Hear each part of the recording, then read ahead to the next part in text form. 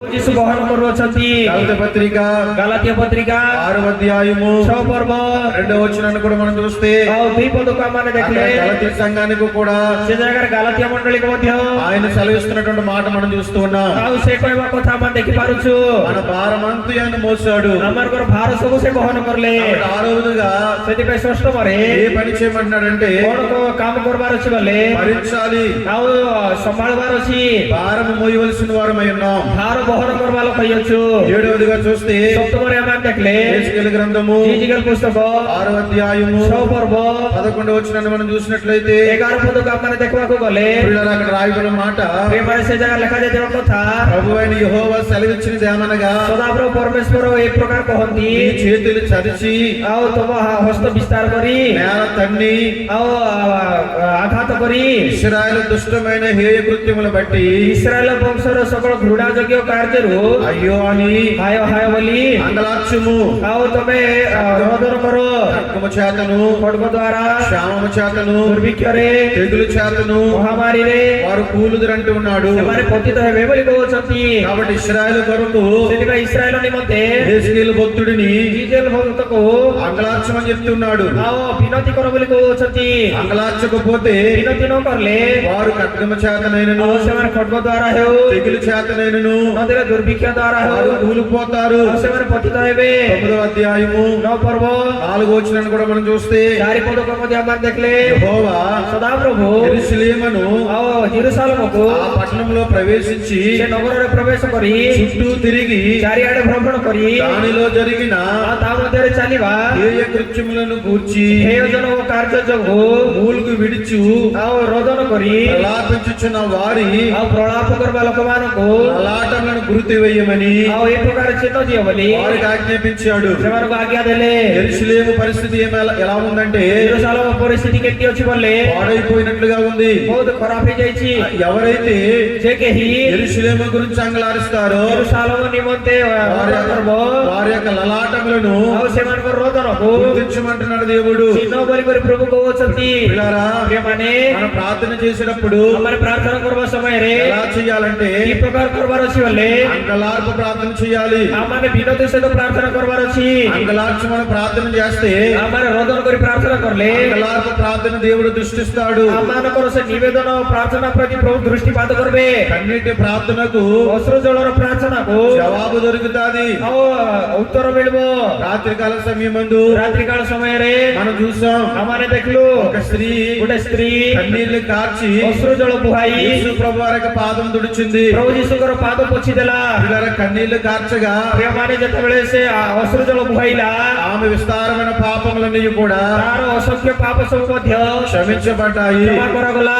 అలాగే ସେଇ ପ୍ରକାରେ మన దుష్ట స్థితిని బట్టి, ଆମମାନଙ୍କର ଦୁଷ୍ଟ ସ୍ଥିତି ଯୋଗୁ, మన కుటుంబానికి కలిగిన దుష్ట స్థితిని బట్టి ଆମମାନଙ୍କର ପରିବାରକୁ ମିଳୁଥିବା ଦୁଷ୍ଟ ସ୍ଥିତି ଯୋଗୁ అంగలార్చి ప్రార్థన చేస్తే ଆଉ ବିନତି କରି ପ୍ରାର୍ଥନା କଲେ దేవుడు ପ୍ରଭୁ ఆ లలాటములను ଆଉ ସେମାନଙ୍କର ଅନୁରୋଧକୁ అంగీకరించును। ସ୍ୱୀକାର କରିବେ। వారి ప్రార్థనల మీద ఆయన ସେମାନଙ୍କର ପ୍ରାର୍ଥନା ଉପରେ ସେ దృష్టించువాడై ఉన్నాడు। కాబట్టి ଆଉ ଦୃଷ୍ଟିପାତ କରିବା ଲୋକ ହେଇଥିବା ଦ୍ୱାରା మన గ్రామం కొరకు, ଆମମାନଙ୍କର ଗ୍ରାମ మన ନିମନ୍ତେ, సంఘము కొరకు, ଆମମାନଙ୍କର ମଣ୍ଡଳୀ ନିମନ୍ତେ, మన రాష్ట్రం కొరకు ଆମମାନଙ୍କର ରାଜ୍ୟ ନିମନ୍ତେ దుష్ట స్థితిని బట్టి ଦୁଷ୍ଟ ସ୍ଥିତି ଯୋଗୁ దేవుని యొక్క ପ୍ରଭୁଙ୍କର మనం అంగలార్చినప్పుడు ଆମମାନେ ଯେତେବେଳେ ଅନୁରୋଧ କରିବୁ, అంగలార్పణ అంగీకరించి ଆମମାନଙ୍କର ପ୍ରଳାପକୁ ସେ ଗ୍ରହଣ କରି దుష్ట స్థితిలో ఉన్న వారిని ଦୁଷ୍ଟ ସ୍ଥିତିରେ ଥିଲା ଲୋକମାନଙ୍କୁ ఆయన ସେ రక్షించువాడై ఉన్నాడు। ରକ୍ଷା କରିବା ଲୋକ ହେଇଛନ୍ତି। కాబట్టి 7వదిగా ସେଥିପାଇଁ ସପ୍ତମରେ యేసుకేలు భక్తుని చేయమన్న పని ఏంటంటే ଫିଜିକାଲ ଭକ୍ତ କର ବୋଲି କୁହାଗଲା କାର୍ଯ୍ୟ କଣ ବୋଲେ అంగలార్చమన్నాడు। ଆଉ ଅନୁରୋଧ କର ବୋଲି କହୁଛନ୍ତି। దేవుని బిడ్డలమైన మనందరం కూడా ପ୍ରଭୁଙ୍କର ସନ୍ତାନ ହେଇଥିବା ଆମେ ସମସ୍ତେ ମଧ୍ୟ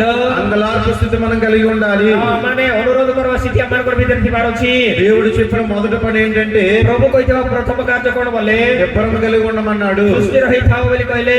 నిబ్బరము కలిగిన తర్వాత ସୁସ୍ଥିର ହେଲା ଉତାରେ ప్రకటన చేయమన్నాడు। ପ୍ରଚାର କର ବୋଲି କହିଲେ। ప్రకటించిన తర్వాత ପ୍ରଚାର କରଲା ଉତାରେ భయపడవద్దు అంటున్నాడు। ଭୟ କର ନାହିଁ ବୋଲି କହିଲେ। తర్వాత ତା ଉତାରେ ప్రకటించిన దానిని ପ୍ରକାଶ କରଲାଟାକୁ నీవు భుజించాలి, ତମେ ଭୋଜନ କର, భక్షించాలని చెప్తూ ఉన్నాడు। ଖାଅ ବୋଲି କରି କହୁଛନ୍ତି। 5వదిగా ପଞ୍ଚମରେ హెచ్చరిక చేయమన్నాడు. ଆଉ ଚେତନା ଦିଅ ବୋଲି କହୁଛନ୍ତି।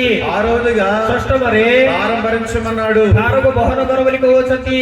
భారం భరించినంత దాన్ని బట్టి ଆଉ ଭାର ବୋହିଥିବା ଯୋଗୁ కలాచ ప్రార్థన చేయమన్నాడు. ଆଉ ଶେଷରେ ତମେ ଅନୁରୋଧ କରି ବିନତି କରି ପ୍ରାର୍ଥନା କର ବୋଲି କହୁଛନ୍ତି। యేసు ప్రభువారు ଯୀଶୁଖ୍ରୀଷ୍ଟ ପ୍ରଭୁ శరీరధారి అయిన దినాల్లో ଶରୀର ଧାରଣ କରିଥିବା ଦିନ ମାନଙ୍କରେ ఆరాధనతోను ମହାରୋଦନ ସହିତ వేదనతోను ବେଦନା ସହିତ తన్ను మరణం నుండి తప్పించగలవానికి ଆଉ ତାକୁ ମୃତ୍ୟୁଠାରୁ ଫିଟାଇବା ଲୋକମାନଙ୍କୁ ప్రార్థనలను యాచనను సమర్పించాడు. ଆଉ ସେ ମଧ୍ୟ ପ୍ରାର୍ଥନା କରିଥିଲେ। కాబట్టి ସେଥିପାଇଁ ప్రభు శ్రమకాల ధ్యాన దినాల్లో మనం ఉన్నాం. ପ୍ରଭୁଙ୍କର ଦୁଃଖ ଭୋଗ କ୍ଲେଶର ଧ୍ୟାନ ଦିନ ମାନଙ୍କରେ ଆମେ ଅଛୁ। ప్రభు శ్రమను ధ్యానించుచుండగా ପ୍ରଭୁଙ୍କର କ୍ଲେଶ ଧ୍ୟାନ କରିବା ସମୟରେ మన హృదయం కరిగిపోవాలి. ଆମର ହୃଦୟ ତରଳି ଯିବାର ଅଛି।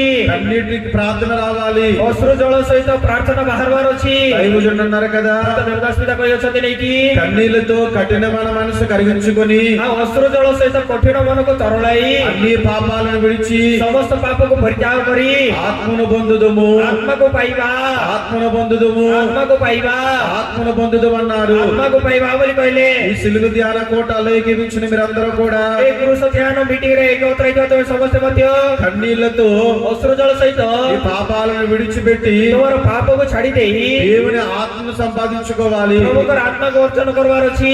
అదే దేవుని యొక్క ఉద్దేశమైనది. ତାହା ହିଁ ପରମେଶ୍ୱରଙ୍କର ଉଦ୍ଦେଶ୍ୟ ହୋଇଅଛି। కాబట్టి ସେଥିପାଇଁ ప్రభు శ్రమను చూడగా ପ୍ରଭୁଙ୍କର କ୍ଲେଶକୁ ଦେଖିଲା ସାଙ୍ଗେ ସାଙ୍ଗେ దుఃఖం రాని వారంటే ఎవరు ఉండరు. ଦୁଃଖ ନ ଲାଗିବା ଲୋକ କିଏ ମଧ୍ୟ ଥିବ ନାହିଁ। అందరికీ దుఃఖం కలుగుతాది. ସମସ୍ତଙ୍କୁ ଦୁଃଖ ଲାଗିବ।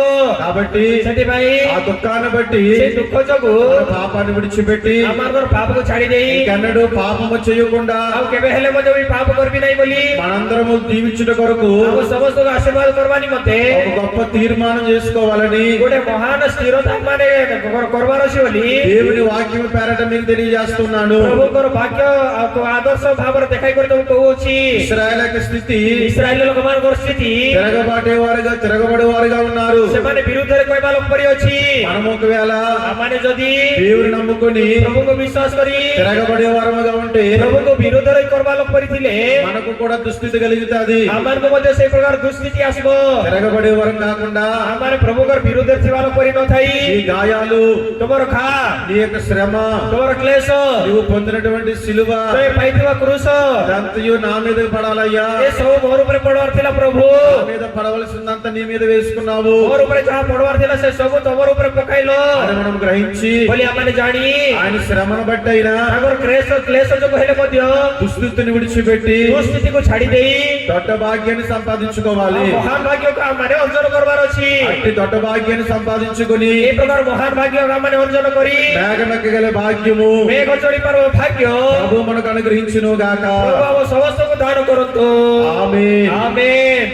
పరిశుద్ధుడా, ప్రేమగల తండ్రి, విన్న మాటలను బిడ్డల భద్రపరచండి, బదిలపరచండి. దేవా, అలనాడు తండ్రి, ఇదిగో చెరలో ఉన్నటువంటి తండ్రి యేసుక్రీస్తు భక్తుడితో నువ్వు మాట్లాడిన వాడవైనావు. మాట్లాడిన అతనితో 7 పనులు చేయమని చెప్తూ ఉన్నావు. అలాగే ఈ యొక్క సిలువ ధ్యానోపదేశ కూటమిలో ఏకీపించిన ప్రతి బిడ్డతో మీరు మాట్లాడారు.